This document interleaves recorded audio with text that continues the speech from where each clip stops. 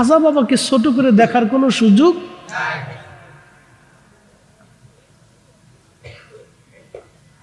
আজকে যেখান থেকে ওয়াজ করে আসছে এই গ্রামের পাশের গ্রামে গত বছর এক হুজুর আইছে, আল্লাহরে হেদায়েত করুন।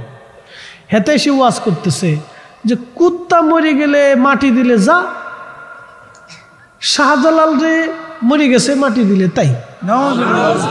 হাই হাই এই ওয়াজ করার পরে মুসলমানরা কথা কয় না, কারণ আমাদের দেশের মুসলমান তো হুজুগে মাতাল, কোনো তালের ঠিক নাই, বুঝছেন না।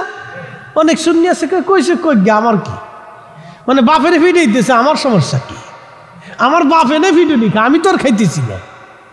পরে একজন যুবক উঠে হুজুরে কায়দা মতো রাম ধুলাই দিয়ে দিছে, কাজকে তোরে বুঝাইতেছি ওয়াজ কারে কয়, কায়দা মতো যখন পিটনি মারছে তখন সবাই রুসাইছে, এটাও করলোটা কি, তো করলো কি বুঝিস না, শাহজালাল মানে সুলতানে বাংলা।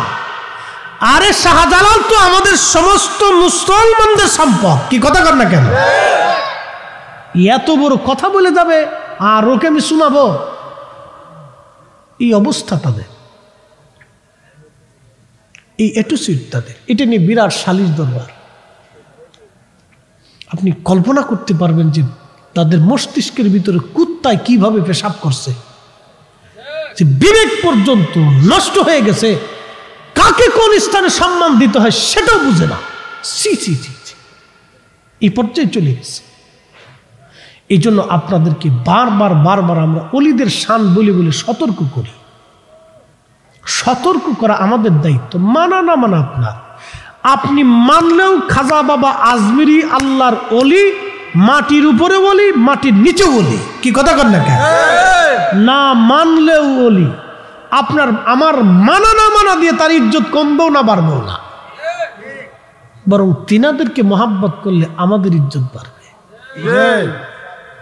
আল মারউ মা মান আহাব্বা, আল্লাহ রাসূল সহিহ বুখারীতে বলছেন, তুমি যাকে মহাব্বত করবা হাসরের মাঠে তার সাথে তোমার হাসর নাসর হয়ে যাবে। আজকে খাজা বাবার নামে যারা এই মাহফিল সাজাইছে, মূলত মাহফিলটা আপনারা খাজা বাবাকে ভালোবাসেন এটার একটা বহিঃপ্রকাশ। বলেন এই ভালোবাসাটা কি বিফলে যাবে? অবশ্যই। দেশে বহু মাহফিল হয়, হাজার হাজার মাহফিল হয়, অনেক মাদ্রাসা হয়, খাজা বাবার নামে মাদ্রাসা আছে কয়টা? আসেমি, কাসেমি, নাসেমি, ফাসেমি, বহুত মাদ্রাসা, মনে কিছু নিয়েন না, অনেক নামের মাদ্রাসা আছে, কিন্তু খাজা বাবার নামে মাদ্রাসা কয়টা?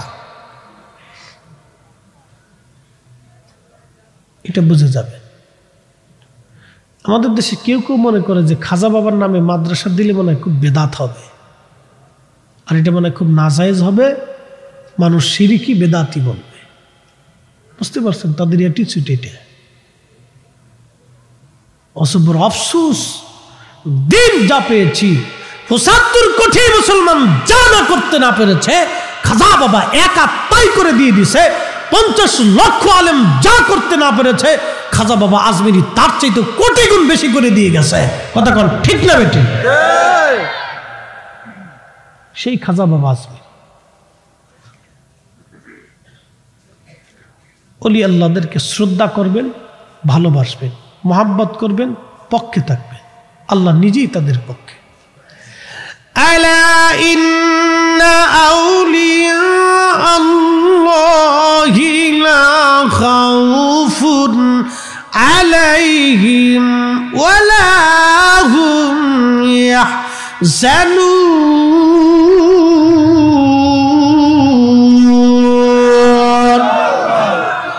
এই আয়াত এবং তাফসীর বলে দিয়ে যাচ্ছি। প্রশ্ন রাখবেন মুফতি ফরিদি, খাজা বাবা আজমিরিকে ভালোবাসলে লাভ কি? আল্লাহর কোরআন বলতেছে, আলা সাবধান, ইন্না নিশ্চয় আউলিয়া আল্লাহ, আমার ওলি যারা, বন্ধু যারা, তাদের কোনো ভয় নাই, চিন্তা নাই, তারা চিন্তিত হবে না, ভয়ও তারা পাবে না। আয়াতের তাফসীর আবু দাউদের কিতাবুত তাফসীরের ভিতরে আসছে, আল্লাহ নবীজি বলতেছেন কিয়ামতের মাঠে আরশে মুআল্লার নিচে একদল বান্দা, নূরের চেহারা, নূরের মিম্বর নিয়ে তারা বসে থাকবে। চেহারায় নূর, মিম্বর নূর, নূরের মিম্বরে নূরের চেহারায় তারা বসে থাকবে। নবী, শহীদ এবং সিদ্দিক যারা থাকবে তারা দেখে ঈর্ষা করে বলবে, আল্লাহ এরা কারা? এদের এত বড় দাম তুমি দিলা? নূরের মিম্বরে নূরের চেহারায় তারা বসে আছে, কারণ কি? আল্লাহ পাক বলবে, আমার নবী ওলিরা, নবী শহীদরা, তোমরা শোনো, এরা হলো সেই ব্যক্তি যারা দুনিয়াতে একজন আর একজনকে আল্লাহর জন্য ভালোবাসতো, আল্লাহর জন্য ভালোবাসতো, আমি আল্লাহর জন্য ভালোবাসতো। আমরা খাজা বাবা আজমিরিকে ভালোবাসি আল্লাহর জন্যে। এ কথা কন না কেন? কার জন্যে? শাহজালালকে ভালোবাসি কার জন্যে? আল্লাহর ওলিদেরকে ভালোবাসি কার জন্যে? তুমি উন্নাও আসছে মোল্লার নিচে জায়গা হবে, আমাদেরও তাদের সাথে জায়গা হয়ে যাবে। কথা কন না কেন? ঠিক কিনা? ভালোবাসলে লাভ না লস? সুম্মা তালা। এরপরে নবীজি তেলাওয়াত করতেছেন, আলা ইন্না আউলিয়া আল্লাহি লা খাউফুন আলাইহিম ওয়ালা হুম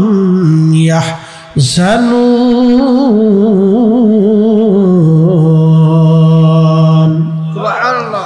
আল্লাহ ডাক দিয়ে বললেন, নবীজি বলতেছেন, তোমরা কি সে আয়াত শুনো নাই?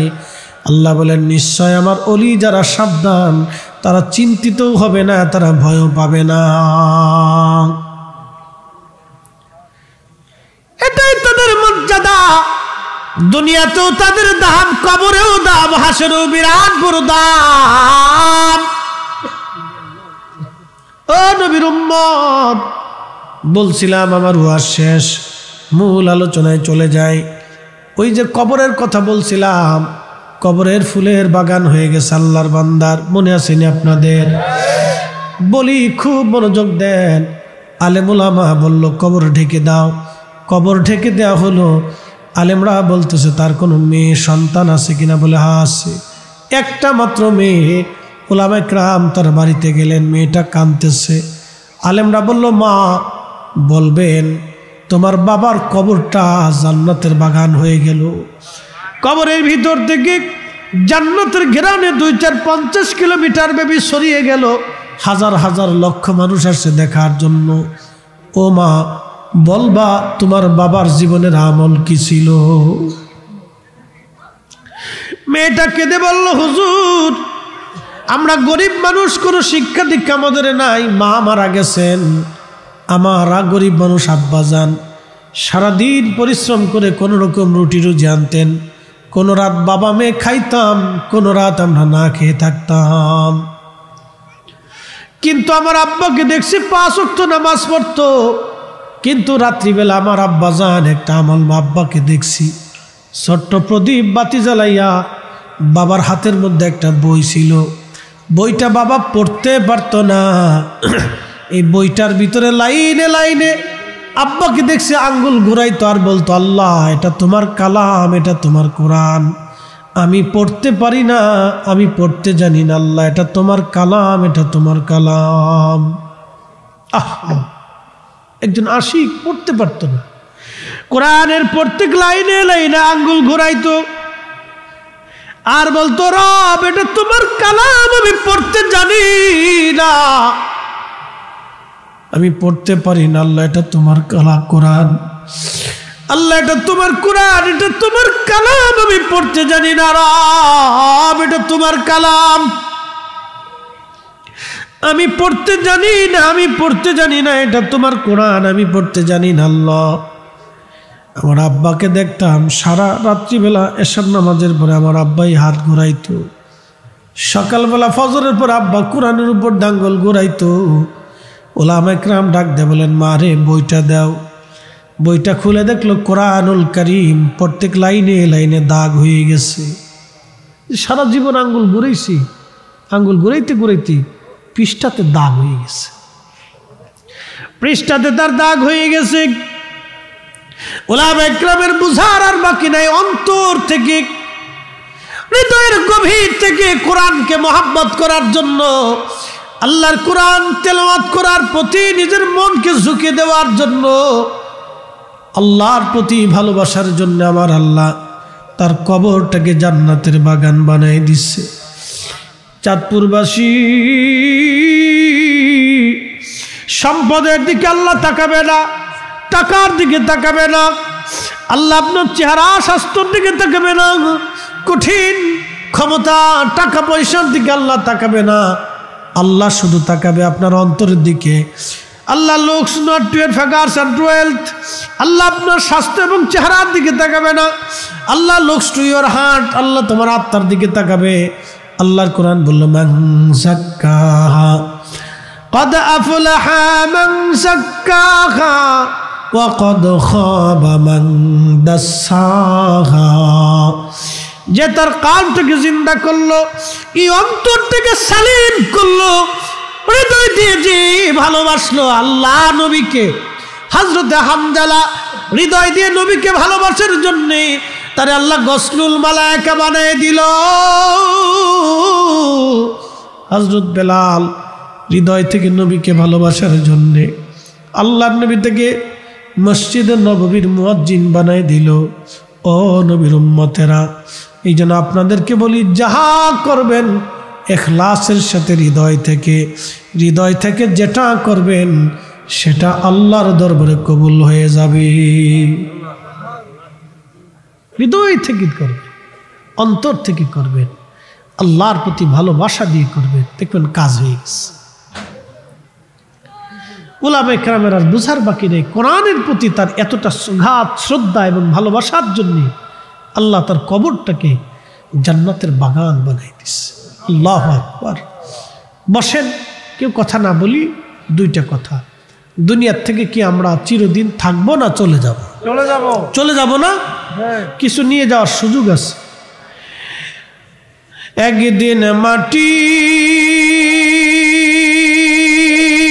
ভিতরে হবে ঘরে, মন আমার কেন বান্ধ দালান ঘর, মন আমার কেন বান্ধ দালান ঘর।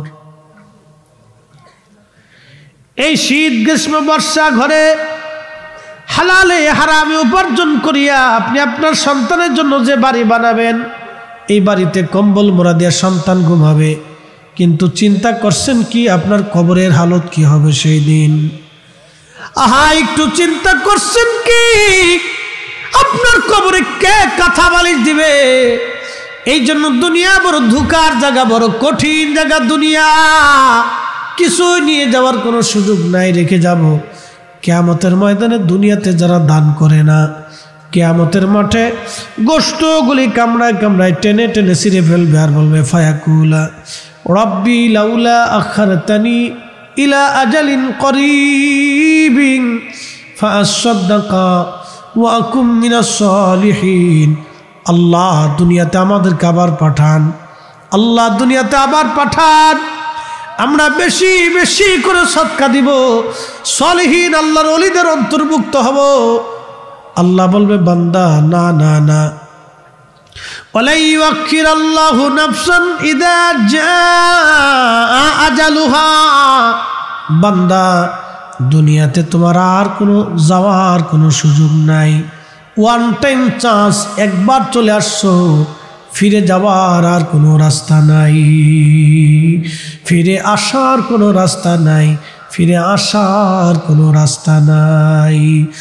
জিন্দেগি তোর যাইরে ফাঁকি দিয়া রে সোনার আদম, জিন্দেগি তোর যায় ফাঁকি দিয়া।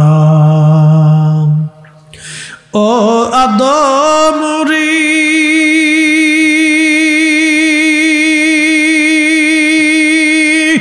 পাগ ধরিয়ে গেছে দাড়ি, দন্তবাসে গোটা চারি,